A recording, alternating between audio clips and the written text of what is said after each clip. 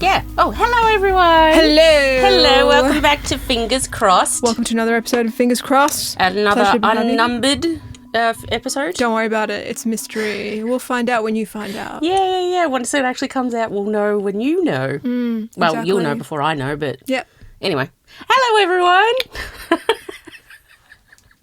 What a week it's been. What a week. How have you been, Erica? I've been terrible. Oh my God. It's just come back to me. You're like, I had just forgotten all about it. Oh, I've been so bad. Oh, no. Yeah. No, sorry, I glued my eyes together. That's fine. We always do that. The Lionsgate portal happened, and I have also, just as quickly as a side note, I was listening back to the last episode we released, which was talking about Candace Owens. Oh, yes. Yeah, and I talked about how, her husband said all this wacky shit, and then I was like, literally in the same episode, we spent, the first half talking about you going to a psychic. It was weird that he said that he spoke to God, but then, I will talk about how I hear ghosts.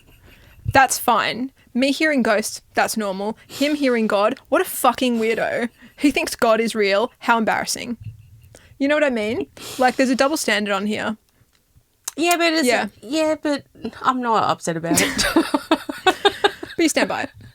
Anyway, I was just I almost cut that bit out. I was like, that's pretty fucking dumb. But you know what? Just got to own it. That is pretty fucking... It is a dumb opinion, and sometimes I'm dumb, and I say dumb shit. Yeah, we both just say some dumb shit sometimes. Yeah. And you know what? It's also a podcast, so, if you take our word for it without doing any research or whatever, then that's on you. That's a you problem. I guess so, but also, not here to offend people who are religious as well. No. So you can believe whatever you want to believe. I don't really care. I just thought it was funny hearing him say that out loud. And then you're like, but then we just went to a psychic. Yeah, but then I will say wacky shit out loud. Yeah. Yeah. Whatever. Think that we're strange. It doesn't matter. None of it matters. I mean, yes, basically. It doesn't matter in the end. Yeah. But yes, we are also wacky. So. Yeah, there you go. Welcome. So we be saying wacky shit. Yeah, all the time. And on that note, Lionsgate portal happened, and I have been out of fucking sorts. That hit me hard. Yeah. Not a good time. No. Everyone's like, oh, I can't wait to jump timelines, and then you do it, and you're like, what the fuck? I don't know what's going on. Yeah. Actually, now that you're saying that he spoke to God and we're talking about changing timelines, it's like, okay, I get it. Yeah. Yes. But yeah, no, I understand. Was this your first jumping of a timeline? Not that I know of. Oh, okay. I mean, I'm sure I have before, but it's not something I was conscious of. Yeah, I feel weird. It's getting better. For sure. Yep. Every day's better. Good. Love that. Yeah, because I think I messaged you on Monday when I was non-stop crying. Yes. I was literally at the gym crying. Oh. And I was like, oh my God, this is so embarrassing. But you still stayed. Yeah, I did. I got through it. Yeah. The only way out is through. You shut your whole mouth. Okay. I feel better, but I'm also I don't know what's going on. I don't know. So, and in my last timeline, I was like, I'm pretty sure I know. And I didn't like what was happening, but I had made peace with it. In this timeline, I have no fucking idea what's happening. And you have no control as well. Well, obviously, I mean, you never have control. No, you have your perception of control. I think we have influence. Yeah. Yeah, but we don't have control. Anything can happen in life, you can have a whole life planned and then a car hits you and that's it. Yeah. You can get cancer or an autoimmune illness or... Yeah. Anything, really. Anything can happen. So, yeah. Anyway, how are you feeling? I'm feeling better. I had therapy on, Tuesday night? And also I have it at night. I normally have it in the morning. And so that works for me because I'm straight up, out, haven't really thought too much or... what's that thing when you marinate on something? Yeah. So, yeah, this was a bit odd. So I had it at night instead and I was, feeling all the feels. Got into it this time and I really wanted to figure out an answer. Well, not even an answer, I don't think. But, I've had an issue regarding love and everything like that and relationships and things. Not... more romantic relationships other than anything else. But I think it started with the psychic and not really getting an answer or getting any sort of anything. And we're discussing in therapy and it basically was the hope. I didn't get the hope that I was sort of wanting. Well, she said that your guy is coming. Yeah, But she said that it wasn't around now. yeah, but that's also like, you know, in every other psychic reading that I've ever gone to, you know? She's like, oh, it's just around the corner. And you're like, okay. Which corner? Which corner? Like, I've gone both ways. Like, I've gone around the block. What's going on? You know, and it's just one of those that I wasn't getting the answers that I was after. And so it really just obviously triggered something because it was like a week later and I was still, I guess, feeling it. But anyway, so even during therapy, she also said, like, no, you're going too much into your head. Go back into how you feel. I was like, oh, okay. So That is like the opposite of what you normally do. well, as it turns out, no, not in this case. Okay. So I was more trying to intellectualize the feeling than actually feel the feeling, which obviously that must have meant it was a big feeling for me to feel. Okay. Went back to a couple of things, a couple of occasions when I was around like 15, sort of teenager year. So I just sounded so Aussie, 15. What an insult. Trying to give out love to someone in my family and just either not being reciprocated or it being received. Yeah, you told me about this. Recently, Yeah, sort of being received, not necessarily negatively, but not even just like at all. It was just sort of like you put it out there and it just sort of lingers, and you're just like, oh, okay. Like not accepted. Not accepted, yeah. So working through it, it sort of made me realise that like I have this sort of almost an unworthy, like when I was doing that, I felt unworthy of receiving love. So that's sort of something that I've kept going through. Oh, yeah, like saying to people or putting myself out there was such a big thing. And even my therapist said that I'm guarded. So I'm like, you know... We've been new, sis. Yeah, well, I mean, she's just sort of reiterating a point. You know, giving of the love, you're already guarded and you're already sort of like thinking that it's not going to be received well. So then when you do get the rejection, that's why it hits a little bit harder. So then I was just sort of like, oh, okay. And that was sort of towards the end of the session. So we didn't necessarily get to go in and process and deal with it all. But at the same time, it just made me realise like, oh, okay. So that's sort of where it stems from, that childhood wounding there. And then I was just sort of like, okay, but now I don't have the tools to sort of move on from it. But it made me sort of realise like, oh, okay, that explains why like it's just been so difficult for me in comparison to other people. Because I even said that during, I was like, why is it so hard for me and not for other people? Like, in what sense? In that, like, people can just go out, find someone attractive, they sort of flirt, they have the banter, and then they can, you know, go on a couple of dates and then they can be in a relationship. Whereas it's just sort of like for me to just like even flirt or have the banter, it's like it's such a big, you know, I work it up a little bit more in my head than it needs to be. That explains so much as to why I am the way I am. The thing is, it's multifaceted. Yes. As in like... I mean, this is also just one area of why, you know, obviously. But I think it's just felt like it's been one that I haven't necessarily looked at or addressed yet. Okay. You know, well, we've discussed, obviously, off the pod and over many, well, now decades, our relationship with love, you know, trauma, family members, etc., and how that all influences you now, and how you, like I think you mentioned in another pod about, you know, your therapist and how she said how I know what's coming. You know, with the parents, your relationship, and that's how you receive love and blah blah blah. So I'm like, oh, okay, well that's probably why. Well, one of the reasons why. One of the reasons. You know, receiving love for me has just been so difficult because it's just like I'd always felt unworthy of it. And I'm like, oh, well, that's so sad.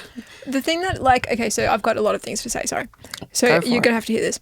Okay, first thing is, don't forget that you're neurodivergent. Yes. And rejection-sensitive dysphoria is such a thing. Agreed, 100%. Like, you feel like rejection is like physical pain. Yes. And it hits you hard. Yeah. That is such a thing, and you need to acknowledge that. Yep. No, I acknowledge that and agree with you on that one. Okay, just because it's also like something you can't remedy. No. You know, like you can just deal with it. It's just your brain. Yeah, that's it. I guess you can maybe find ways to deal with or process that rejection, like when it comes and feel it. You know, work through. Maybe you can sort of minimize it a little bit more. I don't think you can minimize it. I think you can just only like speed up the processing. The thing that gets me is that obviously, like, okay, during your childhood, you made bids for connection and you were rejected. Yes. So now you don't do bids for affection. Yeah. But what absolutely puzzles me is that it's to the degree that you can't even be yourself in a conversation. Yeah. It's that crippling. Yes. Yeah, and it's with it's with people that you're attracted to. Yes. Yeah, and yeah, because it's as soon as I realise that I'm attracted to the person, it's like something clicks and just sort of goes like, oh my God, and then I just Yeah, the anxiety dials up to 11. Yes. Yeah. Yes, it dials up to 11 and I feel it and I'm like, oh wow, I'm treating this person so differently than I did before. When it's before, when I even realised that there was any attraction, I could just be flirty and banter and having fun and haha, lighthearted. Just be yourself. Just being myself. And then as soon as attraction comes in, I'm like, sort of breathing in, you have to hold in almost. Yeah. I know that you said that you can unpack this in another session. I think this is going to take you a while to get over. Yeah, maybe a few sessions. Maybe the rest of the year. Decade? Should we go decade? Maybe the rest of the decade. I just mean the fact that it's so severe. Yeah. I guess, yeah, it's sort of being neurodivergent doesn't help, but I think it's kind of, I don't want to say made it worse, but if you had a neurotypical person and a neurodivergent person, I feel like with my extra challenges, sure, it just makes that a little bit harder. Yeah, it's the wiring is more deeply ingrained. Yes. Yeah. Yeah, exactly. And it's just, for me at least, recognising it is the first hurdle. Yes. Just actually going oh, okay, cool. And then processing and dealing with it and everything. Also, I remembered what I was going to say before. Oh, yeah. Just with rejection sensitive dysphoria, I wonder if EMDR would help. Maybe. Because it helps sort of iron out kinks in your brain. Your anxiety is so severe that it cripples you and you can't even have a conversation and be your normal self. Mm-hmm. I say that, and then I have been literally thinking about how last year I'm so avoidant that if things are at all muddy or unclear, I will have a panic attack. Oh, wow. I talked about this ages ago. Yes. I had a crush on a guy in my gym last year. I saw him this week and he still obviously likes me. And I find it irritating now because basically it took me 6 months to work up the courage to give my number to him. Yeah, which was such a big step, I remember. A huge step. Yeah. And then he rejected me. Yeah. And then he still hovers around me like he likes me. Although he did, what was his actual wording? Because you gave him your number. Which, by the way, we've never actually found out what this guy's name is. We don't know his name. We don't know his name. And it's so frustrating. I just want to know what his name is. Anyway. Yeah, JC. His name was JC. Because you gave him your number and then he just never... No, he didn't respond. And then I confronted him. Because I was like... I want an answer. I want a fucking answer. Yes. Yeah, so I went up to him and I was like, hey, I gave you my number. And he was like, yeah, thanks. I can't remember how he phrased it, but he let me down gently. He was really polite about no hard feelings. Yes. But the thing is he obviously is attracted to me, really obviously. So I in my mind, I'm like, does he have a girlfriend? Yeah, I don't know what his issue is. I don't know that, or otherwise I think that he might be very neurodivergent and actually I say that he's definitely neurodivergent. That's not up for debate.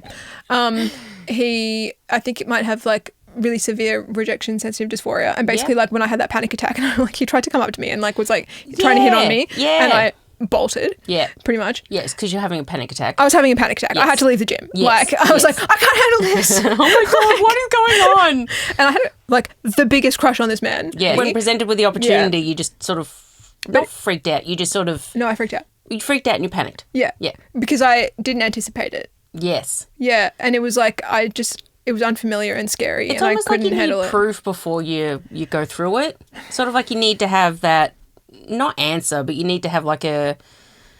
that in me being vulnerable and open and doing this will lead to a positive outcome almost. Kind of. I can't handle ambiguity. So that's why No grey area. No grey area. I actually did really well with dating apps because it's very straightforward. We've talked about it before. Yeah, it's an exchange. It's an exchange, but it's you're on there to date. Yes. You're dating. Yeah, that's there's the point. no ambiguity there. No, the only ambiguity Whereas if you meet at the gym or something, it could be maybe they have a boyfriend or girlfriend, or maybe they're you know. You have no idea. There's no context. They may not even be dating. You just don't know what their status is. You don't even know if they're interested in you. Yes. Or if they're about to ask you can I use that piece of equipment after you? Yeah. Yeah, like- they could literally just be like, okay, well, I need to use that machine. Can you hurry up or whatever? Yeah. But anyway, in this particular situation, like I knew he was going to like do something, like as in ask me out, something. And I just like could not handle it. Like my anxiety just like went through the roof. I had to get that hell out. Yeah. And I think he took that really hard. Fair enough, because he probably has that rejection sensitivity too. Because I think he tried to approach, it's very vague in my memory, but I think he tried to approach me a few other times and I didn't notice because I'm just like off in my own world. One time I remember, I think it was him that tried to approach me and I had just done Bulgarian split squats for the first time. Do you know those? I do, and they're not my favourite. Yeah, I don't do them because they are, like, I couldn't walk for 2 days after that. So they work? They work. They work, but I was in a lot of pain and I'm pretty sure it was him, but like my memory is so foggy because I was in so much pain. Yeah. But I remember this guy trying to come up to me and talk to me and I just kind of like walked past him because I was like hobbling out of the gym and I think he took that as well. I also do remember, like, you did attempt to talk with him a couple of times too. Yeah, I like, did. The T-shirt that he was wearing, for example. Oh, but he came up to me after that though. Oh, did he? He approached me after and I had a panic attack and I dipped. Okay. Yeah, my memory's all askew with that. Yeah. Fair enough. Yeah. So I struck up the conversation. He was like, oh, she's interested in me. And then he tried to talk to me and I was like, okay, get out of here. Oh, poor guy. Yeah. It's like, oh, she's interested. Wait, she just ran off. Oh. Anyway. You live, you learn. Yeah. So our anxiety presents differently. It does. Yeah. Yeah, yours presents when there's actually people interested in you and mine's when I'm interested in them. But I guess it was, I was interested in him. It was mutual. Also, your eye, every time we record a podcast, it's always twitching. I know. I know. My eyes have been twitching for like the last week. It's so frustrating. I don't know what's going on and it's only my right eye. I'm trying to concentrate. It's fine. It's just twitching and I don't know why and it's been just ongoing. Like it doesn't necessarily go on for like hours, but it sort of goes for like a couple of times and then it goes a couple of times and I'm like, oh, yeah. I don't know why. I think you need more magnesium. I probably do because even last night my legs were just like not feeling it. So magnesium. You need magnesium. Anyway. But yeah, I just want to highlight I'm not interested in this man, but I'm just like he's still hovering around me and he still like has this like sad puppy dog look in his eyes when he looks at me and I'm just like, I gave you a shot. What's your deal? Yeah. Anyway, good luck to GC. Wish him the best. And the other thing. Sorry, one other thing I forgot to mention. I think that he stalked me on Instagram. GC. I think I remember to mention that this weird random account started following me. Like, and it was like vaguely gym related. A business or something? It was a business. Yeah. They, since we released the podcast and I talked about dating other people, gone. Yeah.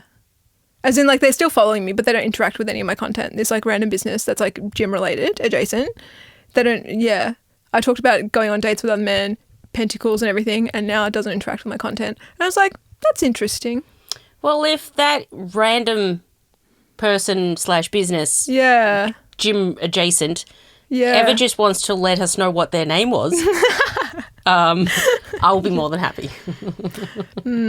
Otherwise, what's your deal? What's your deal, Jason? Please go to therapy. Yeah. Yeah. We say it with love. With love. Yes. Wish you the best. Yes. Yeah. But therapy. Yeah. Yeah, so circling back. So therapy was good. Good. Yeah. Was it? Productive. I mean, it was productive. Yeah. It definitely put me in a weird mental headspace for like the next day or two. Just I think it's all, I don't know if it's the same for you, but whenever I sort of get something sort of deep ingrained in my brain, it just sort of makes me feel sort of like a little bit dazed, just sort of like foggy, just sort of like. You definitely have that. Like when we recorded the psychic episode, you were like on another planet. I was. Looking back, I was like, who, what, where? No. So I was definitely feeling a bit. Okay. Yeah. All right. Spacey. Do you feel better now? Yeah. As good as you can. Well, you don't seem spacey. Oh, good. Okay. Mentally, I feel a lot better. I also, I think I've actively tried to ground myself a little bit more too. And I think that's just what I need to do. I just, because I'm also a double Taurus and I'm very like earth based. Like I like being on the ground. So grounding for me is very important. Okay. And I sometimes forget about doing that. Okay. So. Interesting. Yeah, thank you. But yes. I should do more grounding practices myself. Well, yeah, because you did have the timeline jump, so. I think I will watch some ASMR Reiki. Oh, that's a good idea. Yeah, I love it. Watch. Oh, here we go. Lunanate. Yeah. I love the Lunanate. Onto you. You did. I did, yeah. Lunanate, she's great. Yeah, no, she's really cool. I think I've been watching her for 5-6 years or something like that, but I just find her so good for one, but she's also so calming. Like I tend to put her on just before I go to bed, and I could just it just feels so nice. And I think this is my neurodivergent brain, but I really like the ones where there's the no talking, and it's more just like all the sounds and that's ASMR. Yeah, yes, but normally sometimes like she does talk, she does say some things in it. Yeah. But it's usually sort of a spiritual reason. Yeah. But yes. Yeah. So you like the Lunanate? I love her. That's great. She's really good for just feeling better. Yes. But for actually like getting to sleep, I love Batala's ASMR. Shout out Batala. I love you so much. I haven't heard of that one. She is just the funniest woman. Yeah. Ever. Oh. I don't know if she does have ADHD, but like that's the vibe I get from her. Love that. Can relate. Yeah, and she's just like a fun time, but also like really good at ASMR, and like I will actually like fall asleep. Yeah, that's so good. Yeah. But Lunanate is better just for like feeling better in general, I find. Yes, I agree. Yeah, and she does do a lot of different kinds as well. So it just sort of like she's got one for whatever mood you're in. But yeah, I would love to go have Reiki done again. But because I've done level 1 Reiki. Yep. And like as in a course. As a course, yes. And yeah, my Reiki teacher, she's just sort of like gone off the grid a little bit. Oh. Huh. Yeah, so I hope everything's okay, and I'm sending out very warming vibes. But yeah, it was just a bit odd. But yeah, so then in that case, I haven't been able to get Reiki and stuff done. Okay. Would you go to anyone else? I mean, yeah, I'm happy to. Yeah. I like to be recommended. I don't know how it is for you guys, ASMR. but Reiki people in Melbourne, give us a recommend. yeah, please, yeah, because I just. There's different strokes for different folks, and different Reiki practitioners work for different people, and you sort of each offer a different experience, and so if they get recommended to me, that's usually how, because I got my Reiki teacher through someone. Okay, so excellent. Yeah, talk to my dad. Oh, that's always a fun time, fruitful endeavour. It is. Also, I put it in my phone that I have to call him tonight because I was like, I'll talk to you next week, and he was like, will you? I was like, wow, being held up to a standard by your father. What's going on? So I put it in my calendar. I'm like, I'm actually going to call him. Not that I have anything to discuss, but like whatever. I got some tea out of him last week. I guess I can follow up. Maybe we'll have follow-up questions. Oh, yeah. I think we will. Okay. So last time we talked about him. Okay. By the way, I just want to preface, I have not heard. No, I kept it. Okay, hold on. Let me look into the camera. We'll share this together, audience. Okay. So I asked him if he had a one true love. Oh, yes. Yes, sorry, yes. Yeah. Yes. He did. His high school girlfriend. That's a while ago. It is. Like, remember how we were talking about how like people idealize a time in their life? Yes. I wonder if it's like him idealizing the person or the time. Or both. Or both. Yeah. Yeah, I guess also from a male's perspective, again, if there's any men who are listening. If you're the one or two men that listen to our podcast, chime in. Please, let us know. But yeah, I would be interested to know sort of being a teenager in comparison to being an adult as a man, if that's different in societal ways. What? Of course it is. No, sorry, I meant like...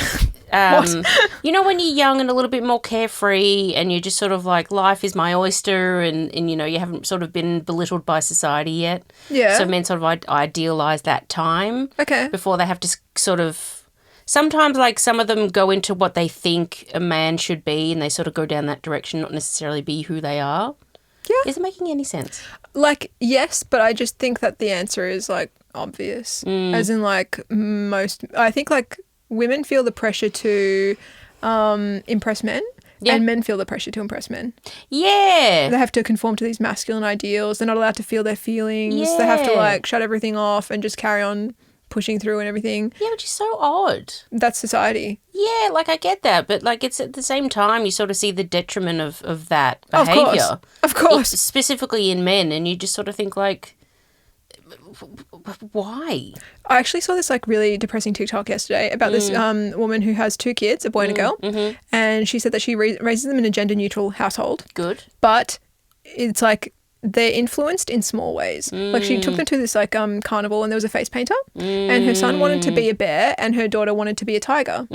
And so the son wanted to be a bear, he couldn't, so he picked wolf. That was the second option. That was fine. Face painter did it. The girl sat down and she was like, I'd like to be a tiger. And she was like, oh, but you have a pretty butterfly clip. Don't you want to be a pretty butterfly? No.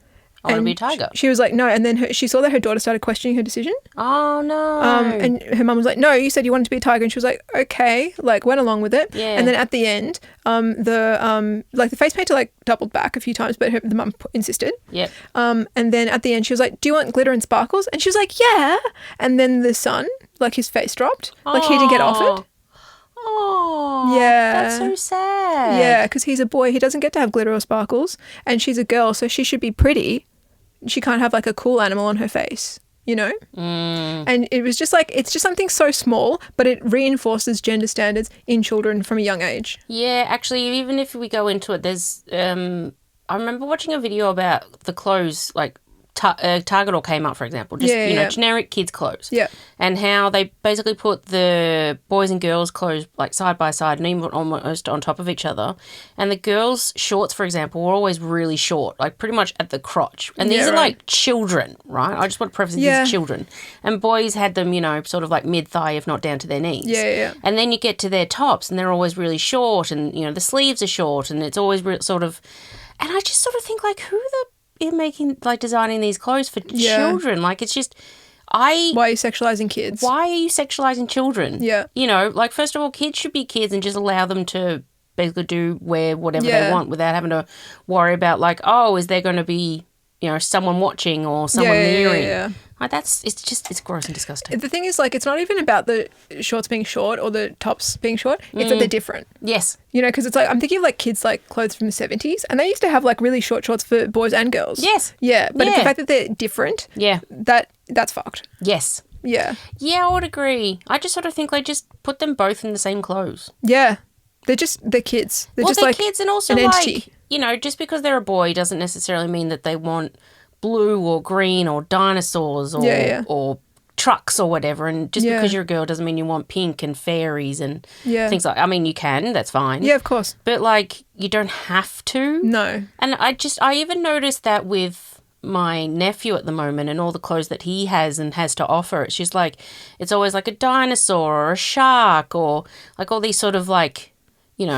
Aggressive animals. Aggressive animals, yeah, specifically. Or like trucks or, something to do with like cars and stuff like that. And I'm just like, what? Like maybe boys don't like that.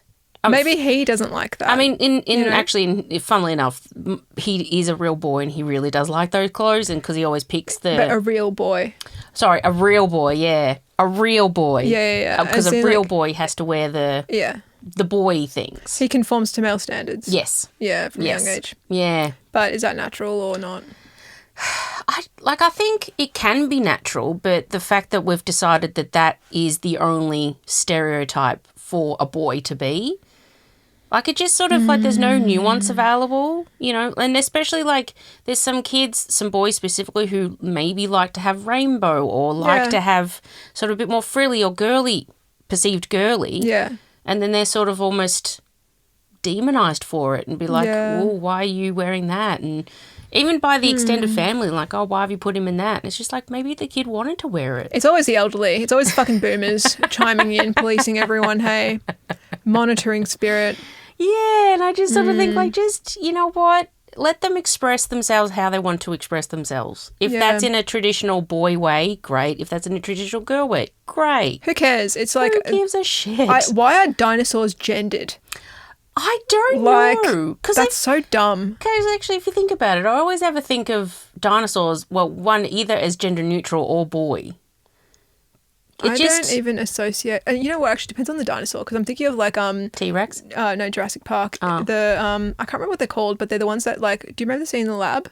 I've never seen it. You've never seen Jurassic Park? Never seen Jurassic Park. What the Never seen Jaws. Never seen Star Wars. Seen Jaws. You know what? I don't know what Star happened during Trek. childhood. Uh, Okay. I mean, a little bit. Oh, wait, never mind. Yeah, I've just caught up. Yeah. Yeah, right. You have terrible anxiety around romantic people because like, you didn't receive love as a child. Of course, you didn't watch Jurassic Park. Why would that would imply your parents love you? Obviously. Anyway. Okay, well, that was a bit triggering. All right. Well, it's a summary. Yeah. Well, my parents did love me. Debatable. And I watched Jurassic Park as a kid, and I was obsessed with dinosaurs. But, Really? Yeah. Wow. Yeah, I was obsessed with dinosaurs. Wow. And yeah, I was like very girly and very masculine at the same time. I was kind of like played both sides. A bit more like a tomboy. Yeah, I was very tomboyish in some ways, but then like I loved fairies. I loved wearing dresses and wearing pink. I loved fairies when I was younger kid, mid whatever. Loved fairies. Loved fairies. I remember like going to Baba. like fairy parties and stuff, and like I was Fairy bread. Fairy bread. Oh God, that's an Aussie classic. I still have like a little. I can't remember who gave it to me, but I have this little like fairy, and it's got some like crystals on it, and it's like a sun catcher type of thing. Oh yeah. Yeah, Nice. I still have that. It's just it. Oh, it obviously scratched an itch back then. Sure did. Anyway, back to dinosaurs. There I was thought you were going to say back to your dad. no.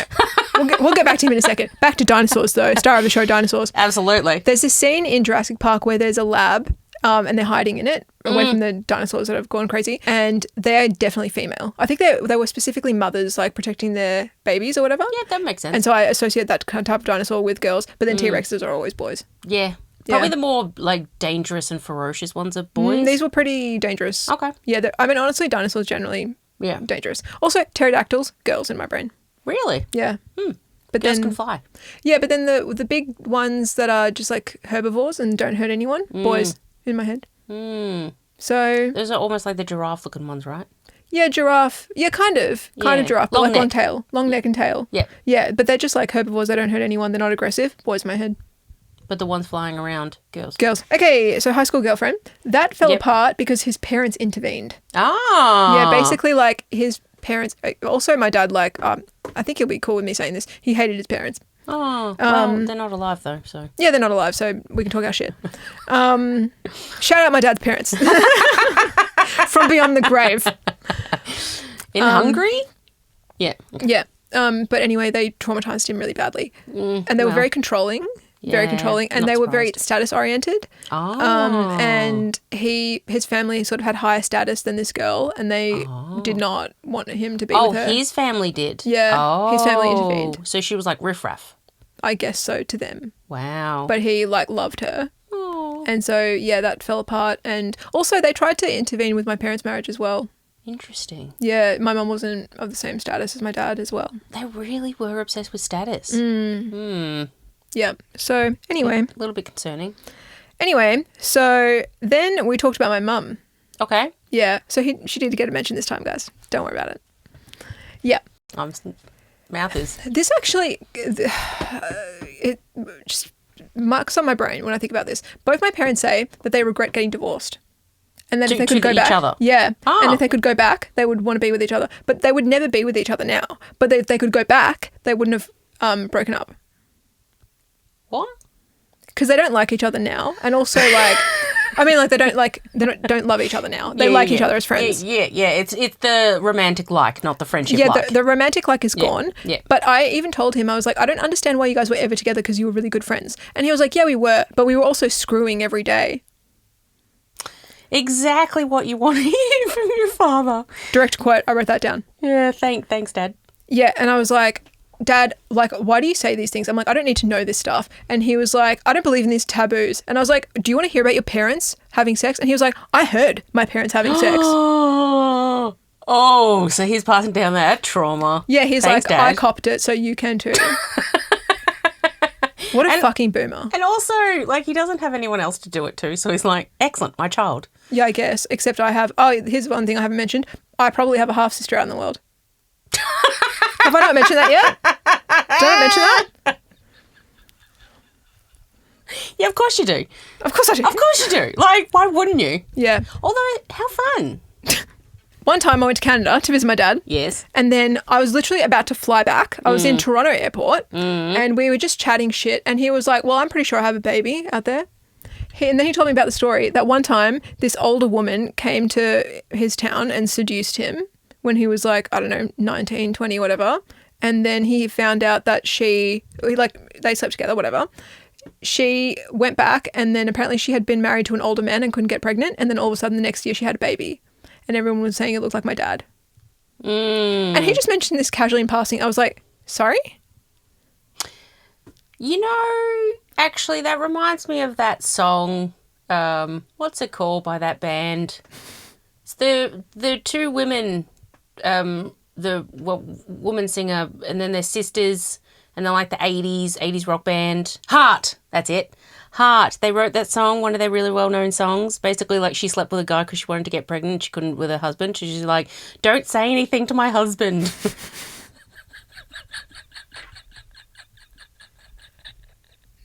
Perhaps it was one of the singers from Heart. Maybe it was. How do we know? I don't know. That is such a weird reference. Your references, I swear to God, dude, they kill me. They fucking kill me. What was that movie that you referenced? Bicentennial Man. She was like, we were talking about AI, and she was like, it's just like Bicentennial Man. I was like, I'm sorry. What? Like, but it's not incorrect. Anyone, shout out to all the Bicentennial Man fans.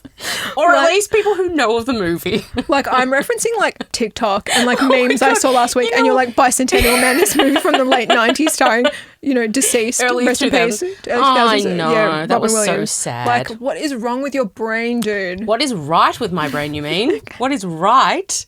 What a classic movie. By the way, I just want to preface, I haven't watched Jurassic Park, which is a classic considered by many and still holds up over... How long has it been out? 30-something years? 30-something years, yeah. And I reference Bicentennial Man, which I think barely any people know about. Yeah. In the early 2000s, which no one talks about. Yeah. So, you're welcome, guys. This is what you come back for. Okay. Really niche references. Yes. Anyway, so yeah, I have a half-sister probably. And also my mum said that my dad may have met my half-sister. And I was like, what? So I'm going to ask him about that tonight. Actually, I better write that down. Wait. I'm just trying to word it. So they got divorced. Your parents got divorced. Yeah. Because they were married, as I have figured out. And then they get divorced. So then he now thinks, how many years later? 30? Sure. 30-something years later? Something, I don't know. He's like, oh, actually, we could have stayed together. Oh, I think he's thought that for ages. Because my mum's mentioned it as well. Like, I think they mentioned it even when I was a kid, but they obviously weren't in love with each other anymore. I'm confused. Because I remember watching The Parent Trap and it gave me ideas.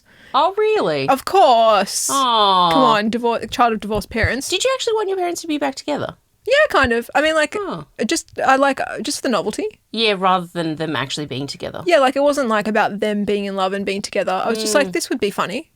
Like, I just thought I watched a movie and it, like, planted an idea in my head. Yep. And I was like, that would be, like, great for, like, to have, like, a functional family. Lol. What is that? Yeah. Anyway, but, like, they just obviously weren't in love. Like, I've never seen them in love. And so I don't understand why they would want to get back. No, it's not that they want to get back together. They wish they hadn't broken up. Or they wish they had gotten back together then. But neither of them tried. That's the other thing. Like, obviously divorce is a long process. You have to be separated for at least a year. Neither of them tried to get back together. They're both very stubborn. I mean, it's always a good question to ask. Like, why? Why didn't they try to get back together? I don't know. If they now, 30 years later, are like, yeah, actually. Or the whole time. Yeah. Again, I guess it's all about the nostalgia of, like, is it the person back then that you're after? Was it who you were back then, that moment? I don't think so. Because I think they're both happier now as people, but they think that them splitting up was a poor decision and that everyone would have been happier if they'd stayed together. I don't think so. I don't know. I actually don't know. I don't think it's a yes or a no. No, because, I mean, it's also romanticised, the what if, the could be, the, if only type of scenario. But it's like, at the same time, could you imagine if your parents actually got back together and then... No, not back together. Back together then. Let's really stress that, though. Yes, back together back then. And how differently your life would have been. Yes, you would have had probably a consistent father figure in your life. Maybe to help. He was pretty consistent, to be honest. It was more just like he moved overseas. Yeah, maybe more like present as in... It was more present post to the age of 10. Because he was he lived with us for like... Oh, really? Yeah, I've mentioned that before. Yeah, you probably have. Yeah. Still something I'm figuring out. Okay, whatever. As in, like, he was very, very consistent in my life up until he moved overseas. Yes. Yeah. Which is a bit hard to be consistent when you're overseas. Yeah, so maybe he wouldn't even had to move overseas. Like, if he... Yeah. You know, I just 'cause- remembering the reasons why he moved overseas. he got mixed up with the wrong people, and maybe that wouldn't have even happened if he'd been together with my mum. Maybe. But the point is, like, you know what my therapist said specifically about pet tickles, unfortunately? She was like, whatever decision you make, don't make it out of spite or stubbornness. Yes. And the thing is, my parents split up out of stubbornness. And I Yes. think they both regret it for that reason. But they split up for the wrong reasons. But It they wasn't couldn't- because we couldn't be together, because we weren't attracted to each other, because No. it wasn't working. It was just... No, it was just like they couldn't put their egos aside. So I think they regret that. I mean, I guess that's a good little learning curve For them. for them, for sure. But that's it. Like, this is what I mean, like, about, like, fate versus agency and decision. It's like they both regret that decision, but they still made that decision and they didn't do anything to recover. Well, and they still have maintained that same position too. But it's so beyond that now. No, I know, but Yeah. it's still like, you know, even if it was 5-10 years afterwards, they still could have. But they if they're feeling like that now 30-something years later, like... But the thing is, like, feelings fade though. True. Like, the point is that they weren't, like, as I said, like, during my childhood, they were clearly not in love with each other anymore. But their point was, like, they were in love with each other at a certain point, and they sabotaged the relationship and then refused to repair it while they still had feelings for each other, and then the feelings faded and then it's too late. It's gone. Right. So they could have... They could have, there's a moment in time. Where, oh my God, could you imagine your parents being together? Yeah. I mean, not really. Like, I can't conceptualize it. Yeah. But at the same time, I can understand why they feel that way. And I do... Like, I think they did make the wrong decision. I think, like, the thing is, like, I talked to my dad about this the other day. Like, they're both good people, but they're both, like, kids. Yes. Like, oversized children. Yes. They need support. And I think they were a good unit together. They supported each other because they had similar trauma. Yeah. It presented differently. Similar background as well. Yeah, but, like, both abusive childhoods. Yes. Both very emotionally stunted. Yep. But the main difference between my parents is that my dad is very self-aware and my mum isn't. And her ego is really, like, very, very high. Like, she will not admit that she's wrong, really, ever. Very rarely happens. While my dad will happily admit that he's wrong, like, he'll own up to stuff. That's one point. Like, my dad's, like, healthier in that way. And then after a while, like, it can build up and, you know, if he's the one who's always letting things go and sort of being the bigger person because of her ego, it can sort of build up sometimes. It's Resentment, not, maybe? I don't think it was that. It's more like, I think if them operating together would have been good. As in, like, my dad would have modelled behaviour that my mum would have had to pick up on. You know, it's their parental unit. But they have to because work their together. egos were so strong, they just couldn't work through it. No, they were too stubborn. And I think, like, under pressure of having a newborn and everything, Which, fair enough. like, it just, like, heightened everything. Yeah, that's what I've heard with having a baby. It basically, your partner, it really... Everything that you love about them amplifies, but also everything that you hate amplifies. It just turns up. It turns out, because, I mean, you're tired, you've just had a baby, you're, you know, going through the motions and whatnot, and then you know, the partner does something that initially you could have been like, yeah, whatever.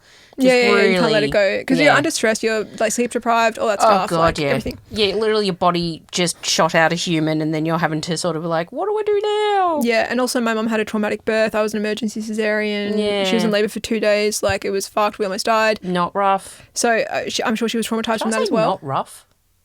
No, I think you're joking, like, being sarcastic. Yeah, surely. yeah, but even still, I sort of said it, and I was like, what am I saying? Anyway, Whatever. that was rough. Anyway, I just mean, like, all of these things came together and it splintered the relationship. And then by the time they realised they'd made a mistake, it was too late. Too late, yeah. The feeling's gone. There's Yeah. nothing to patch up because it's like whatever feelings are gone have dissipated. Yeah, there's no relationship to patch up. Yeah, The only relationship left is a friendship. pretty much. Like, they could have, I guess, like, started again from scratch. Maybe. But, like, not really. I think that's pretty hard. And I think people very rarely do that. Like, if people get back together, there's still lingering feelings whilst there's nothing lingering between my parents. That's the thing. So that's what I mean. Like, fate is one thing, but agency plays a role. It's like if they had made a different decision, if either of them had tried to patch it up, they would have gotten back together. And that's what my mum said as well. I talked to her about it because I was like, guess what Dad said? You're like the family gossip. Yeah. Pretty much. Spreading the word. Why not? Anyway, but, like, she was like, well, she said that she thought he wanted to get back together, but he never, like, made a move. And she would never? No. My mum's the most stubborn person on earth. And she also regrets them breaking up. So, but would she have ever gone back to him? Never. Never. She would have never admitted fault. So So because they couldn't put their egos aside, that relationship, which could have been like, maybe they could have been the loves of each other's lives, Yeah, could have. but because they couldn't put their egos aside, gone. Wow. And now they both regret it. And they both had worse lives after that as well. Neither of them were really happy after. No. Yeah, they both had like very fractured lives. Well, Just a clearly mess. Dad's been in a couple of marriages since. Yeah, to put it mildly. Couple. He's been through a few women since then, so yeah. And your mum never got remarried. Did she No. ever have a partner or anything? She did. She did date men while I was a kid, and she said that she got weird vibes from one of them and basically was like, I don't want to date a pedophile.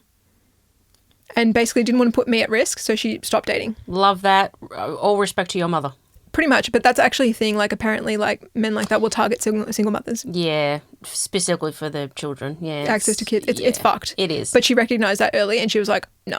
That's great that your mum recognised it. It's great, but also my mum has, like, severe trust issues.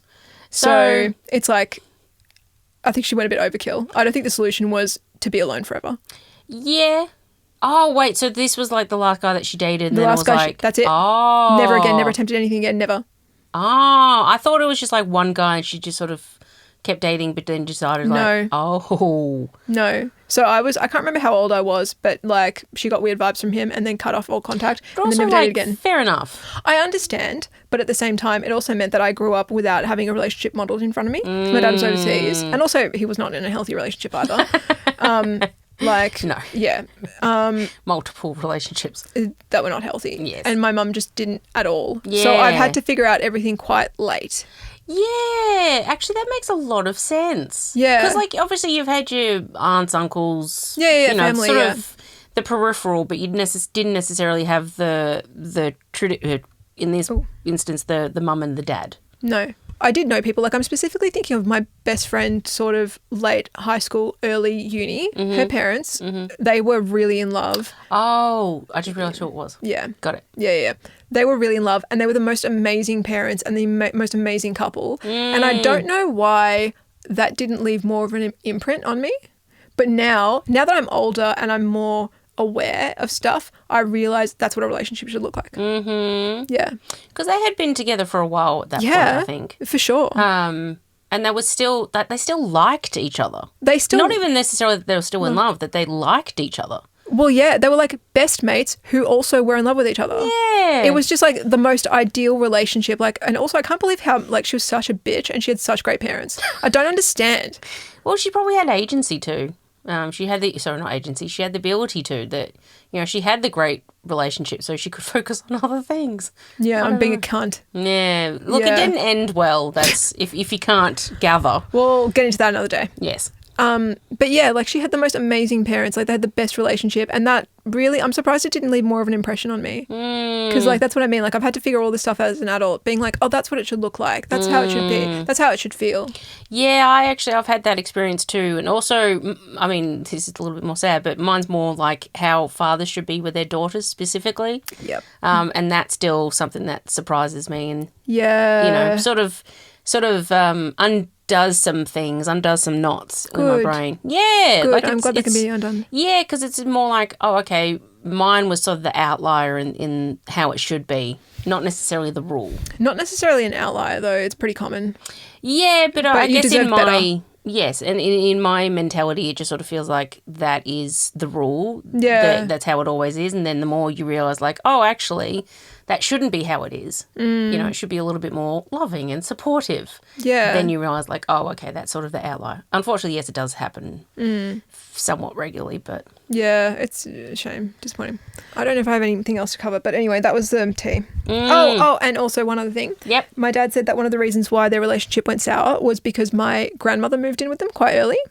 Her mum. Yeah, Yep. my mum's mum. Yep. So basically she was unwell. She had like arthritis and stuff, like she had like rheumatoid arthritis. Not great. And her mobility and stuff was limited. And so she moved in with my mum. And it's funny because she was so, like, I remember her being like, not active, but like she was gardening every day, like cooking every day, cleaning every day. Like she was like a real doer. So I'm like, but she was in really bad pain apparently. Yeah, so obviously she must have had some good painkillers, or she just really wanted to keep active, maybe. I don't know. But anyway, she was like the closest thing I've ever had to a mother. Yeah. Anyway, My dad said that she moved in and kind of like he was like they were young and in love and stuff, and it would like put a I don't know, a cloud over their marriage a bit. Yeah, a strain. A strain. But at the same time, he said that he respected my grandmother immensely, even though apparently they didn't really like each other very much. But he had huge respect for her, and he actually said, I didn't know this, that this was like in the 90s when she passed away. She was offered this medication that would be like pretty terrible for her kidneys, liver, and would shorten her lifespan, but would get rid of her pain. Because basically the option was basically being like in a wheelchair because her arthritis had gotten so bad. But it would shorten her lifespan, but would give her the ability to move around. So she decided to take it. Oh. And that's why like she ended up having 2 heart attacks and then dying at like 67. And she also looked really old. I didn't realize how old she looked when I was a kid. Yeah. But now I see people in their 60s and I'm like, oh wow, she looked like she was like in her 80s. Yeah. Like she was probably in a lot of pain, firstly, and the medication really took a toll on her. Yes. Yeah. And also like how your life is before that as well can influence. Well, that's it. Like the arthritis that she had is autoimmune. No one else in my family has it. So she must have been... Oh, actually, she had a really fucked up life. Sorry, I've just remembered. Wait, hold on a minute. Where did she come from again? Well, that and also like her one true love. He was murdered when she was 18, 19. They were about to get married and he was murdered. He worked at a store and he was taking money after the store had closed and he was stabbed to death on the street. Oh, Jesus Christ. And okay. she was super in love with him, wanted to spend her life with him, and then she ended up marrying that guy, my mum's dad. Yeah. Like just because he was there, and also she was like in her mid-20s or something like that, was like late. Oh, the spinster's territory. Yeah, so she just like picked someone, like he was around, and he was apparently like obsessed with her. But at the same time, she didn't really care about him and just kind of tolerated him. Yeah, that's probably why that she picked him then. But then he was abusive towards the kids. Great. Wonderful. Not to her, though. She absolutely didn't take that shit. Apparently, she threw a chair at him one time. Excellent. Yeah. Love a powerful woman. At the same time, let him abuse the kids. There's nuance to every person. Anyway, she develops an autoimmune illness. Can you believe it? I don't actually. That's unbelievable. Wow. What are the chances? And then she went on a medication that shortened her lifespan, and he was like, my dad was like, I can't imagine making a decision like that, and I really respect her for it. Yeah, it's sort of like the quality and quantity, really, isn't it? It's like, yes, you could have longer, but you're going to be in agonizing pain, or you could take this medication where you'll be pain-free, but you probably won't live as long as you'd like. Yeah. It's a tough choice. Well, she chose quality of life. Yeah, and passed away young. I can respect that. I can. I'm sad that I didn't get more time with her because she was a pretty cool person. He also said that she was very passive. And my mum was like, that's weird. Sorry, my sewing machine's there. That's all right. I'm trying not to kick it too much. That's fine. It needs it. Get better. Yeah. He said that she was very passive and put up with shit from my mum and her sister. Mm-hmm. But my mum was like, she was very smart and played the long game. In fact, I'll have to cut out his name. She is a lot like... Mm-hmm. He's very strategic. He is like... He doesn't say everything, but he's always thinking, always planning. Yeah, well, with his particular job, or past job, he had to be. Like, that was sort of a asset that he could have in his job and his role. Yeah, but that's just him in every facet of his life. So I guess, he found a good job for him. Yeah, just like he and his wife eloped. Didn't tell anyone. Yeah, did I tell you about that? No. They eloped. That was a big scandal in my family. First I find out that your parents were married. Next you find out my cousins were married. Oh my God. Oh my God, can you believe? Yeah. Wow, eloped. I didn't know they eloped. Yeah, I remember that happening as a kid and I was like, oh, that's weird. But everyone was fucking upset about that. I bet. Yeah. I bet. Hey, what's the Hungarian wedding? Like what's that like? Is it like a big celebration? Is it sort of like Indian weddings where you just like invite everybody? You have sort of like a big week-long party. I think it depends. Not a week-long party. Definitely a big celebration. I think the thing is like our extended families are huge generally. As in like it's not just your family. It's like friends of family and stuff like that. Yes. So it's generally like that person that I've known since childhood that you don't know anything about, but you have to invite them. Is it like that? No, but you would know them. Okay. So it's like the whole like we have community. Yeah. So it's not like like here in Australia, as in like, oh, you have to invite this person that you've never met because Yeah, they're because they're my friend. Yeah. Yeah, but they would be your friend as well. Yes. Of course you would know them because everyone's a community, everyone knows each other. Yeah, yeah, So yeah. it's like if you live in a village, you invite the entire village. Yeah. Okay. Yeah. Yep. Understood. Yeah. So that's what I mean. So it's not like your parents forcing it upon you. It's like these are people you've known your entire life. Of course you're going to invite them. Yeah, of course. Yeah. Yeah. So, but like, yes, generally I think big weddings, big celebrations, Love because it's like a communal event, and that's the thing. You're doing it. Things like weddings, funerals, stuff like that. They're not for the people, like for the person, the individuals. It's more for the community. Yeah. That's the thing. Yeah. So my cousin robbed his community of that event, and that was a fucking scandal. And apparently my grandma was extremely upset about that specifically. Mum's mum? Yeah, because they were very close, and she felt like she was robbed of that. Honestly, fair enough. Do you know why understand. they eloped? I don't know, but I think they just didn't want, like, my cousin's wife is not an attention seeker. She's Yeah. very shy, Right, and that very would have been introverted. a lot. I don't think she could cope. Yeah. But he moves in silence. That's how he operates. So you know? it kind of worked for both of them, really. Yeah, I think they would probably both were for it. Did they have anything afterwards, just like a party or? No, I don't think so. Oh wow! They just told everyone. were like, "Nah, we're married." They were here are the photos. Weren't they great? Lovely. Love those photos. Yeah, so that was a big fucking scandal in my family. Wow. Drama. I know. I love that. Sort of. I do and I don't. Like, I understand why they did it, but at the same time, like, I was like, they did rob my grandmother of a wedding. Yeah. And, like, you know, she's dead. She's not going to see mine if I ever get married. No. So, no. yeah. Well, you know, maybe from a place, but not this 3D physical realm we're in. no, not in this realm. Not in this realm. Maybe another realm. Maybe another timeline. Me too, Granny. You just never know. Yeah. Wow. Anyway, so, yeah. Drama. That's it. But anyway, that's it. Like, he said that she was really passive, and my mum was like, was she? So I think she was outwardly passive, and my dad is just, like, too daft to realise. He's just like, la, la, la. What Busy is being life? autistic. Ha, ha, ha, ha, ha. I'm existing in the world. Yeah. Isn't she passive? Ha ha ha. It's like, she never talks, but I'm always talking. Yeah, why isn't she We'll talk saying more. anything? I Yeah. keep talking, but no one's saying anything back. That's the thing. My dad never shuts up. My grandma barely talked. So, like, So yeah. it's basically like she was just sitting there like, oh my God, I can, yep, no, okay, maybe the next sentence. Oh, Kind of. he stopped. Oh, no, okay, keep He's still going. He's still going. A bit like me. Sorry, guys. Sorry, Megan. Shit. That's fine. I'm more the listener anyway. That's fine. But that's why we work so well. Well, I just mean, like, sometimes you have stuff to say and sometimes I don't have anything to say. you Yeah, know? true. Yeah. I was going to say, is that all that you had to say? One other thing. Okay. Nothing to do with my dad, though. Oh, New excellent. topic. Hey. So I had this realization last night. Social anxiety. Yep. The people I know who have the worst social anxiety have the lowest understanding of people. Okay. Yeah. So basically, yeah, I mean, I'm not coming for you, but like, No, I'm just trying to think. I'm just sort of like, okay. basically the people that I know who have the worst social anxiety have the most trouble reading people, have the biggest trouble understanding other people's inner machinations. They just don't understand people. So it's like, I think that's where the anxiety comes from. You can't predict their behavior because you don't understand it. Whilst I have like zero social anxiety because I understand people on like a fundamental level. I can predict their behavior generally. I find people very easy to read and stuff like that. So there's nothing, I'm not scared of people because people are very predictable in my opinion. But the people that I know, like, and I was thinking about this person who gave me really, really terrible advice and they also have really bad social anxiety. And I was like, why do I listen to their advice? Question. Because they don't understand people. And they also have, funnily enough, this person struggles with mental health issues, but then also has very limited empathy for people with mental health issues. Well, okay. And I'm like, pick a lane. So like- you can't have the empathy for yourself if you don't sort of provide it for other people. Yeah.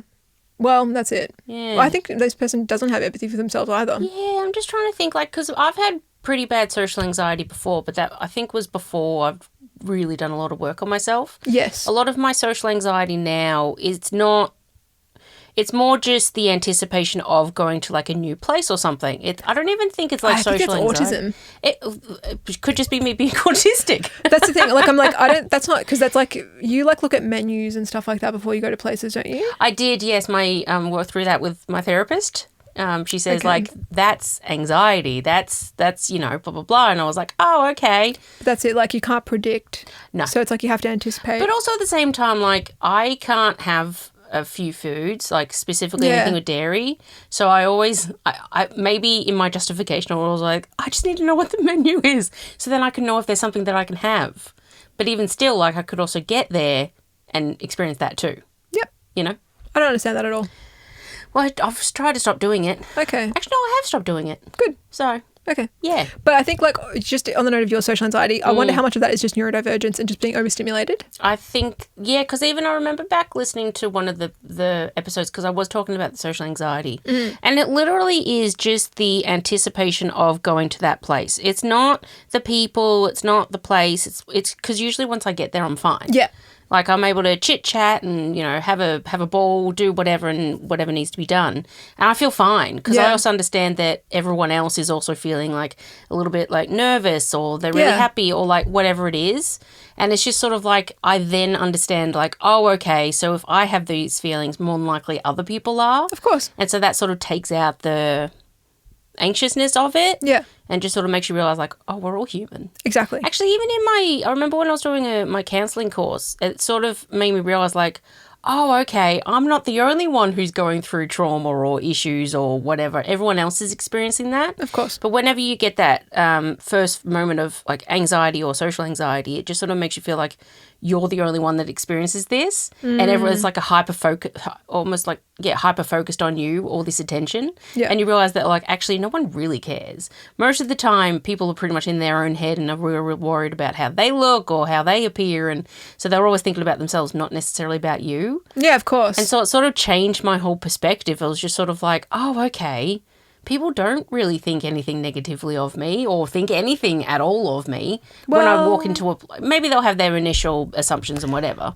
No, it's like it's twofold. It's like, firstly, like, they probably won't even notice you. That's one. Yeah. And secondly, even if they do have a thought, it's passing. Yeah. Yeah. Yeah, and also it's just their own issues that are sort of coming through. It's not necessarily anything about me specifically. They don't so it's know like, if they got to know me and then didn't like me, that's a different story. But it's just sort of is like... it though? Because it's like, you know, like, you can't buy taste. True. Yeah. True. I am pretty tasty, so, you know. Okay. No, it's just like, you know, it's just like getting out of your head a little bit and just sort of realising like it's not you. People aren't focusing on you. Yeah. It's just sort of like they're in their own little world. And so then I've just sort of been like, yeah, cool, whatever. And then I just pretty much act how I want to act. Yeah, for sure. Yeah.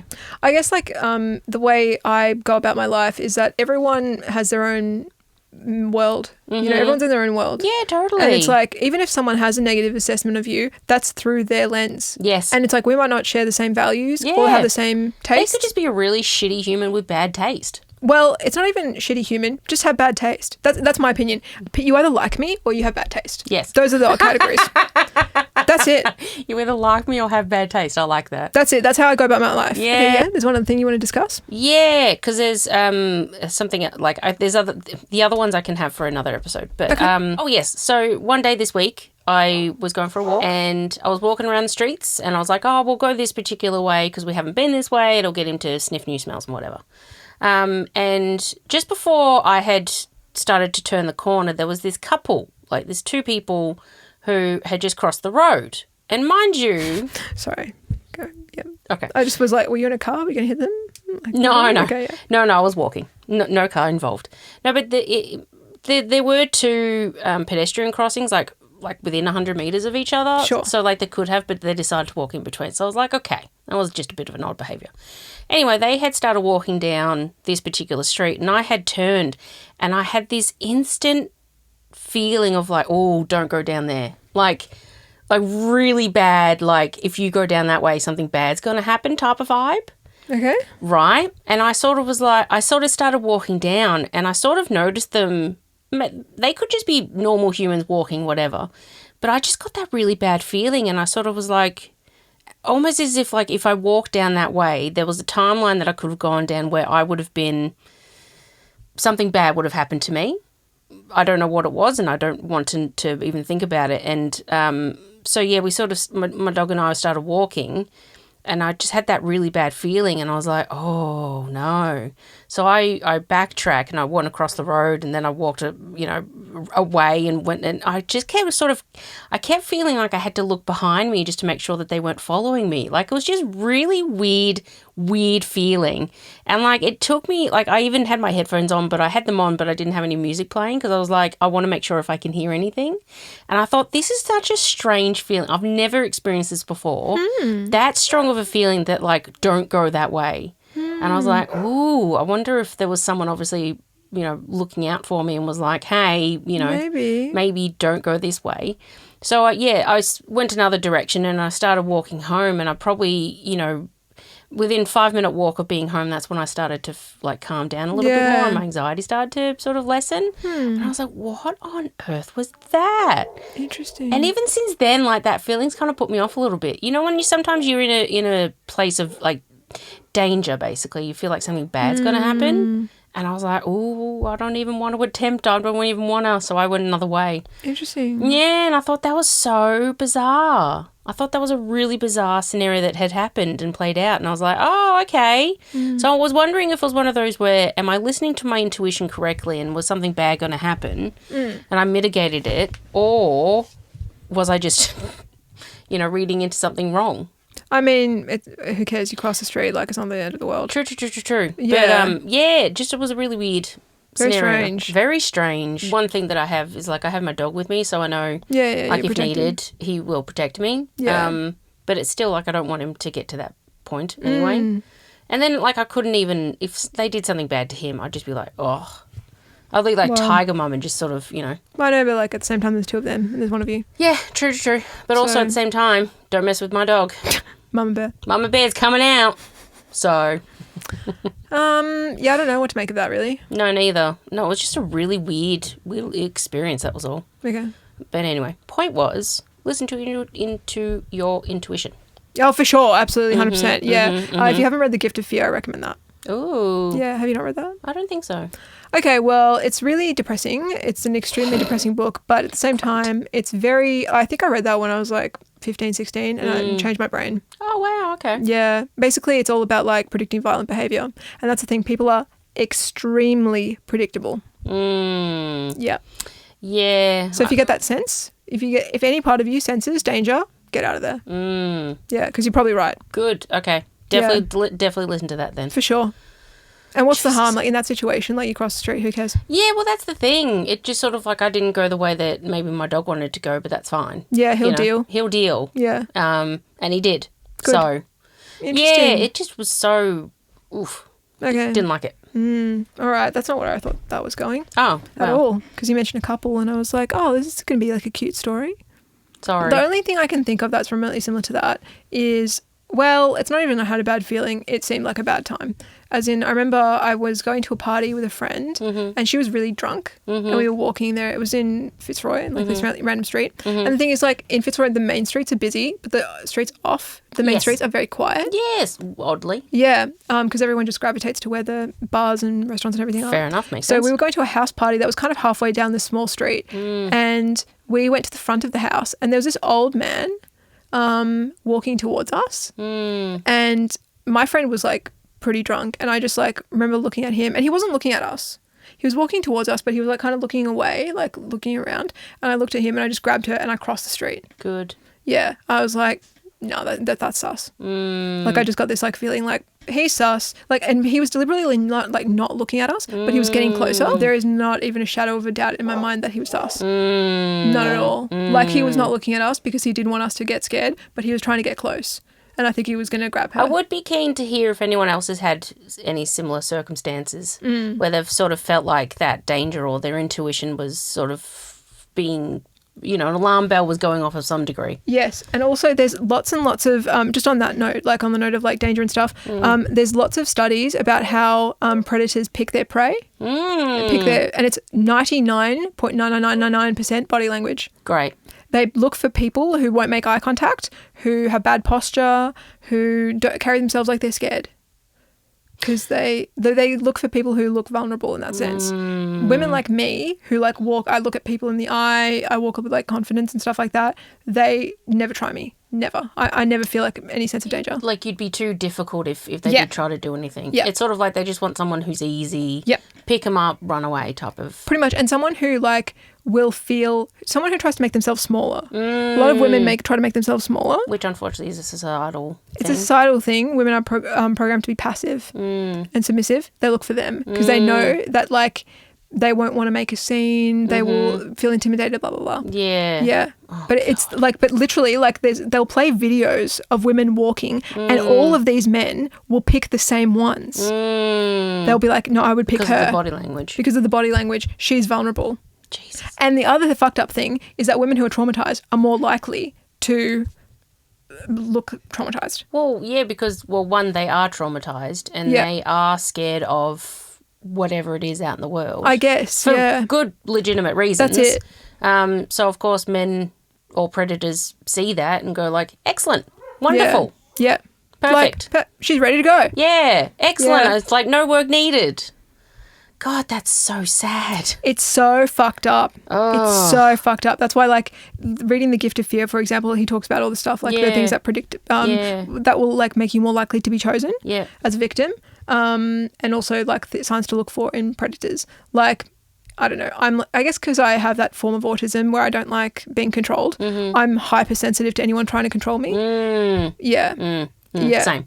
Yeah. So it's fine. But like if you're not aware of these things, you can just be like, oh, this person's just like, you know, trying to look after me. This person's just confident. He's assertive. And it's like, no, this person's controlling you because they want to, like, they're pushing your boundaries and they're going to see how far they can go. It's almost like the people who do the love bombing as well. Oh, 100%. You know, they just sort of think like, oh, let's see how this goes and, you know, just pile it on. And Yeah. obviously if you've been deprived or traumatized or Yeah. whatever, Yeah. you know, You'd go for it. You'd go for it I've because you're like, seen oh my it. God, Yeah. that's wonderful. And oh my God, you know, someone's paying me attention and, you know, things like that. So, yeah, obviously no blame on their behalf. But No, that's the thing. it's Like, just there's a blame. predators, what they do. Yeah, exactly. Prey on the On the traumatized. On the vulnerable. Vulnerable, yeah. Yeah, like on that note, I remember I lived with a housemate, but this person had a really traumatic childhood, had big time daddy issues, and I remember watching her getting love bombed in real time and trying to intervene, and she went for it. Oh. Yeah. Yeah. Luckily, he wasn't abusive. He just like cheated on her. Oh. That's like Woo. best case scenario. Actually, I mean, in what we've just discussed, yeah. Yeah, for sure. Yeah. Yeah, but like I remember. It's shit. Yeah. But- But like she was like so deprived of love and just like was Yeah. like, no, he's just paying attention to me. And I was like, it's too much. Yeah, It's too much. too Too much, fast, too too soon. soon. Yeah. Mm-hmm. Yeah. 100% agree. And she just didn't have those stops in her brain. Yep. Yeah. Yeah, totally agree with you on that one. Okay, well, I was going to another little one just to sort of end it on maybe a lighter note. Go for it. Do you remember? Okay, I don't know if I've had the discussion here, but you and I have the discussion about how we like the temperature of our chocolate. You like it sort of a room temperature. Yeah. I like it in the fridge. I like it cold, right? So I went to the supermarket and I bought a block of the peppermint chocolate, the Oh, dairy milk. Dairy milk one. Oh, so good. and I just so happened at the same time I was walking out, my aunt was walking in and she saw the packet of peppermint. Yeah. She goes, oh, I love peppermint. Like, it's one of my favourites. I was like, yeah, it's a classic. It's solid, wonderful, 10 out of 10. And then she goes, I like putting it in the freezer. And I was like, I don't know about the freezer, but I put mine in the fridge. And then I said how we recently had a discussion about... Discussion. Borderline fist fight. Well, you know, Yeah. we get into the... Yeah.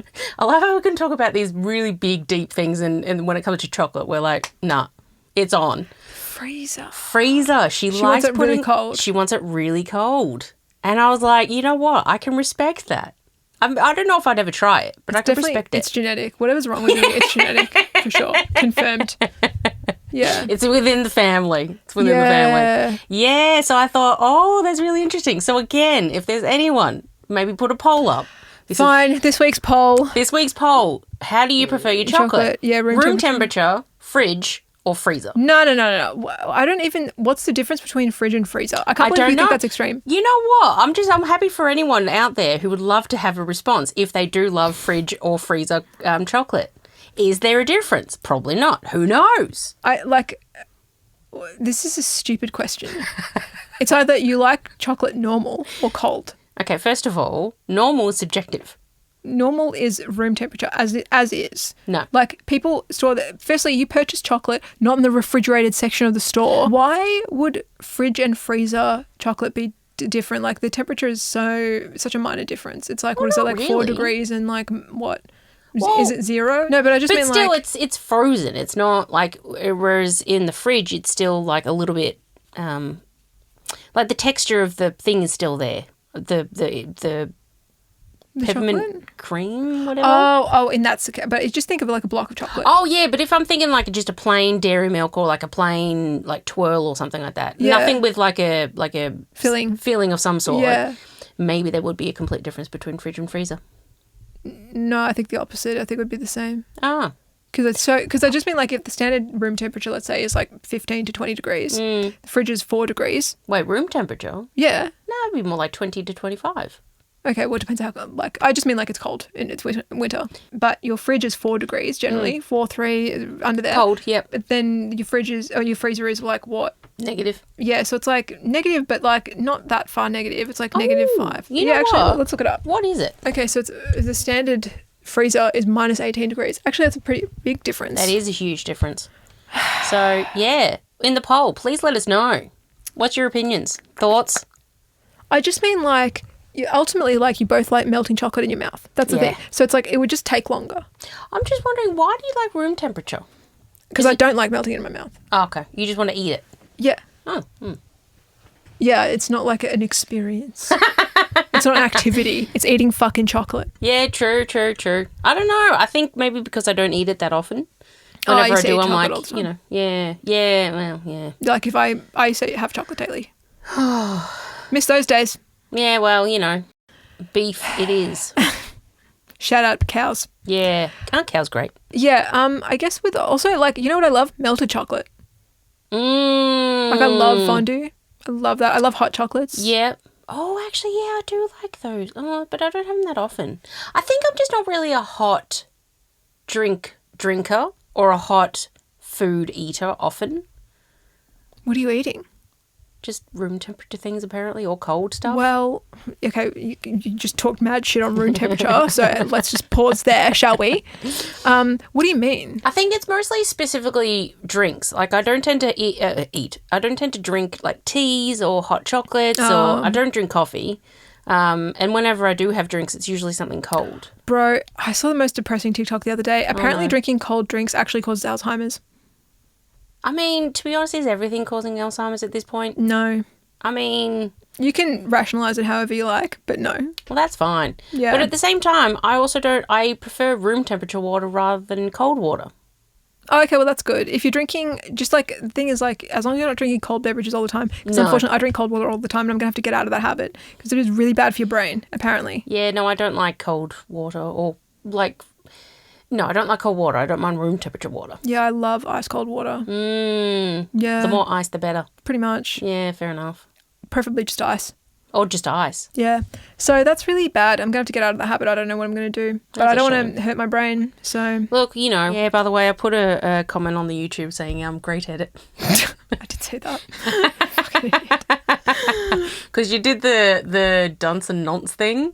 And I just sort of like, I know. So I'm like hyper aware. It was really well done. Okay. Like you Oh, yeah, wouldn't but be able to it's tell. obvious. But it's Yeah. obvious for me because I'm aware of it. Yeah. You know? So basically, in the last episode that we put out, I called Megan a nonce, and then afterwards, I did some googling. I don't know why it came up. I think I looked into the subtitles or whatever, and it got flagged. And basically, nonce apparently means pedophile in the UK. Yes. I just think of it as dickhead. Possibly elsewhere. Yeah. Yeah, elsewhere. Yeah, but in Australia, it's more like you're an idiot. You're a dickhead. Yeah, Like, exactly. What an idiot, you know? Yeah, pretty much. Like, it's very like, I don't want to say inoffensive, but it's like pretty mild. Yeah, it's definitely not a pedophile. No. That's for sure. No, so I changed it to dunce because I was like, I don't want every comment to be like, what? Because that's the thing I've learned. I've been on social media for long enough to know if you do something fucked, like people are going to pull you up on it. Yeah, which You've gotta be careful. In one way, not bad, but also at the same time, like, you don't need thousands of people telling you at the same time. You don't need 100 comments being like, oh my God, why would you say that? Yeah, I know. Yeah. I know, and I sort of, one thing I really dislike with that, it's sort of like they've got this superiority as if they've never said anything or done anything wrong. Yeah. And it's just I like... I don't know why people are like that online. I don't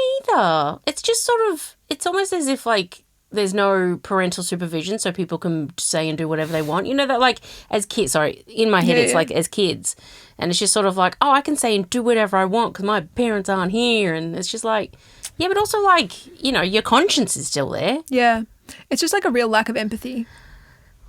We love empathy, guys. Yeah. We love empathy. Like a bit of empathy for people Yeah. online goes a long way, I think. Yeah, I'd agree. Yeah. Please, empathy and kindness goes a long way. Yeah. Anyway, Anywho. so yeah, one thing that we like touched on before but didn't get to. I might chop these together later. Anyway, so we were talking about how like some people don't like themselves. Yep. I do like myself. Yep. Even great. though I accept that like I have flaws and I'm like aware of them and I just try to mitigate them. Human, we all have them. Exactly. What are your flaws? What are some flaws that you're aware of? Oh, actually, firstly, do you like yourself? I do. Yeah. Yeah. Cool. Step one. Yes, it's a big step. Have I always? No. Has it been some on the last couple of years? Yes. Yeah, I just never thought that I was. You know, I knew that people liked me, but was in my head that people like me, but it was that Likeable? I like me. That likable, yeah, that I was likable, that, you know, I was worthy of being liked. You know, I always just sort of thought like I had to sort of perform almost in front of people. So, yeah, nowadays it's not that. So that's nice. My flaws, obviously I'm perfect, so I have none. It's so hard, isn't Oh, it? it's When you're so perfect. hard. I'll rack that little brain. I think this is more maybe a neurodivergent thing for me, but there are sometimes like I'll say things and not necessarily or like process what it is that I said, and I'm like, oh, that could be perceived incorrectly or wrongly or you know, not sort of intended how I meant it. Yeah. But thankfully most of the time it's not too bad. I think sometimes I can be quite stubborn. Oh, okay. Yeah. We all know that. Hey. Is that a flaw though, really? I mean, I don't think so personally. I think it's quite great. Yeah, you're extremely fucking stubborn and it drives me insane. Insane. Yeah, look, you know. But you know what? Often you'll come around. Yeah. 5 years later. Yeah, look, I get there eventually. You'll get there. I'm trying to think of my flaws. I don't try to think of my flaws too much. Because they're depressing. But well, are they though? Because I feel like if it's like self-awareness is truly everything. Yeah. You know, like if you're self-aware, like if you can know, like this is something I'm operating with, Yeah. you can make different decisions, or like to the best of your ability. You know. Yeah.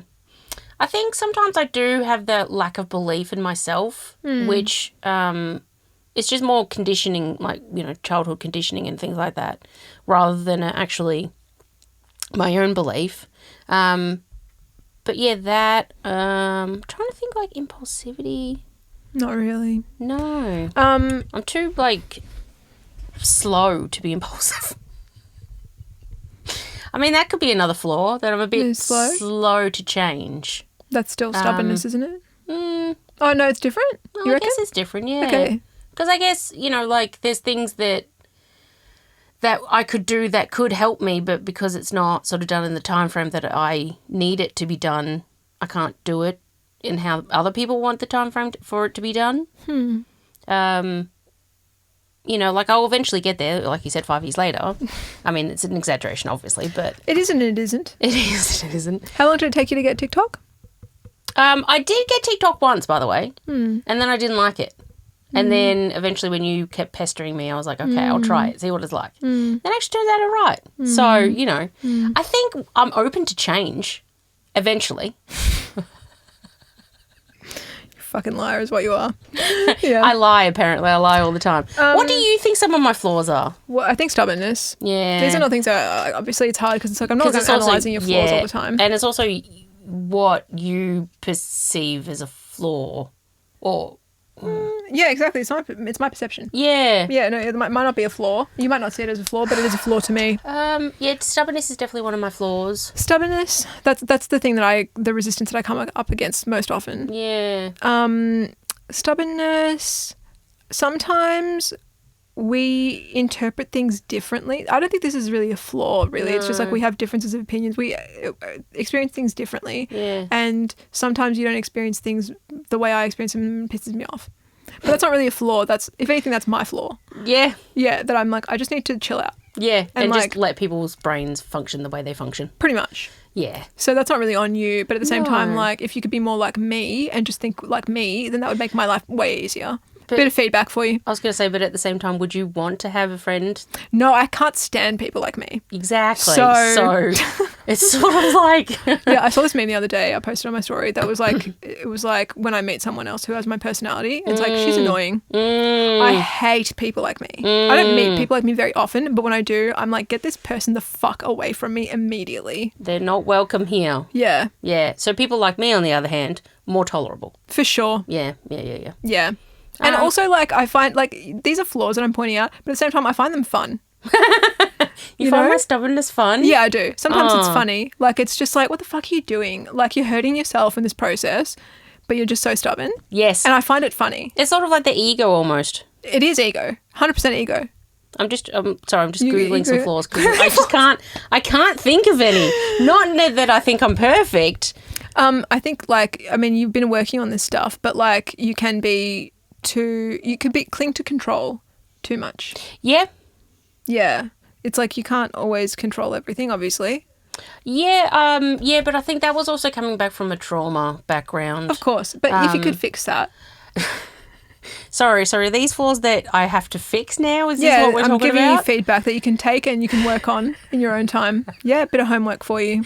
Great. I didn't realise we're doing homework too. Yeah. Yeah, because I'm also like looking at what some of the other ones were. Flaws? Oh, yeah. Some flaws were... We got some flaws. Jealousy, pride, impulsiveness, and dishonesty. Is jealousy a flaw, really? Because I have that. I'm very possessive. I'm very jealous with people.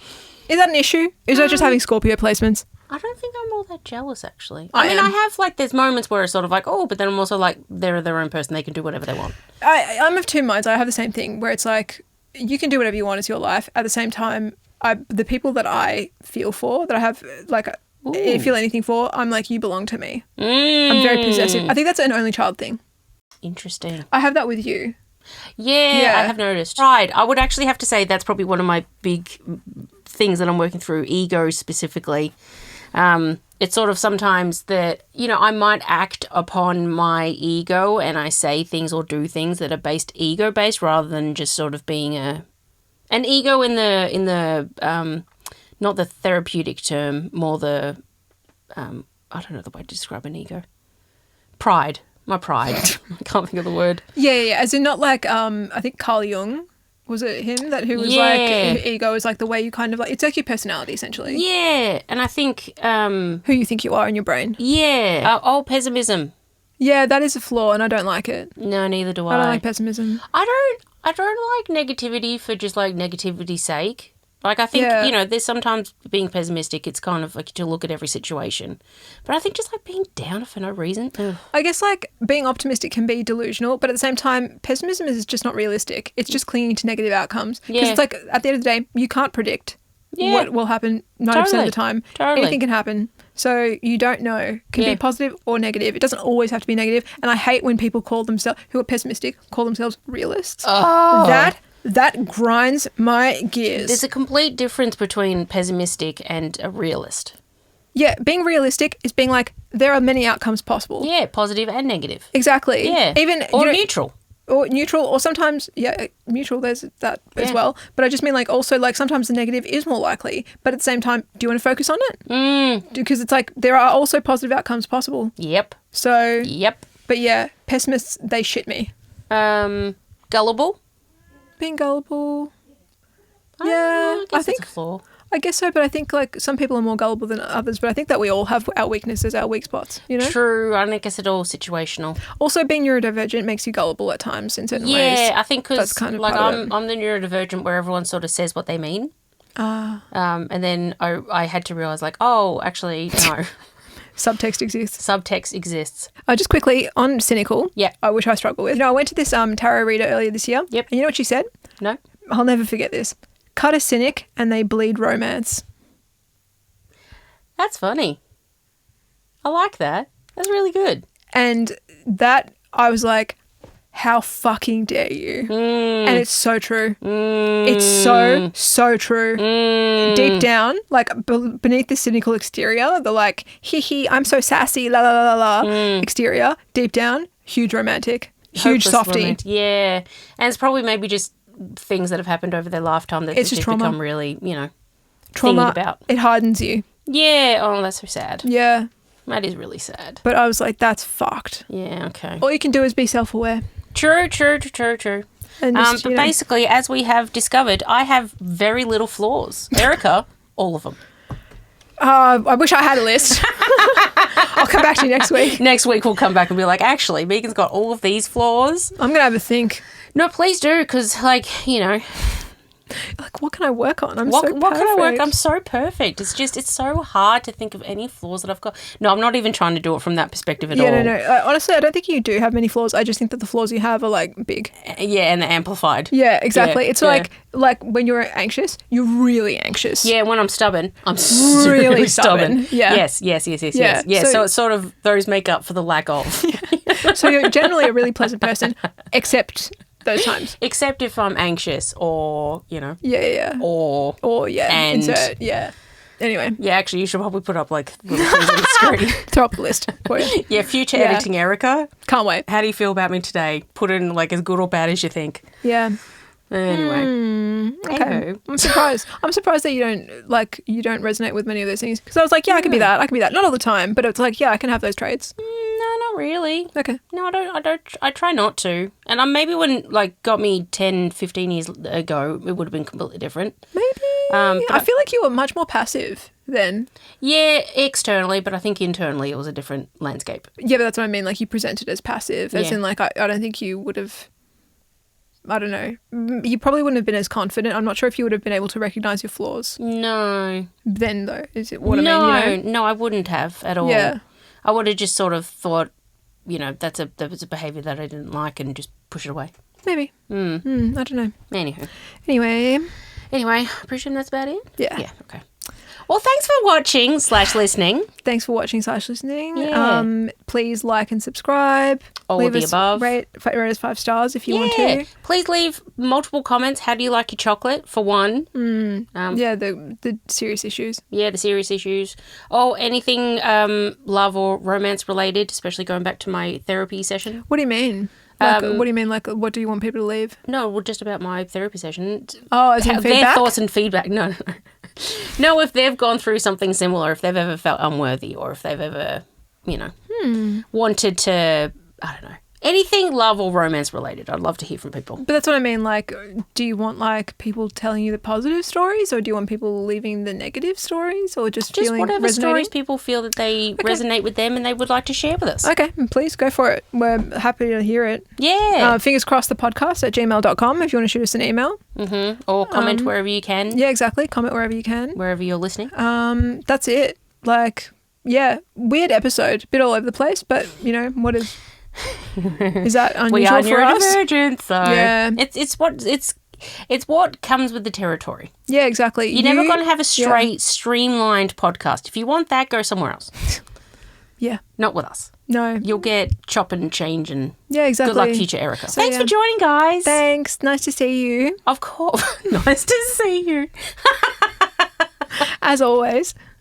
As always, as above, so below. Yeah, for sure. Anyway, Yeah. we'll see you guys next time. Bye. Bye. Miss you. Love you.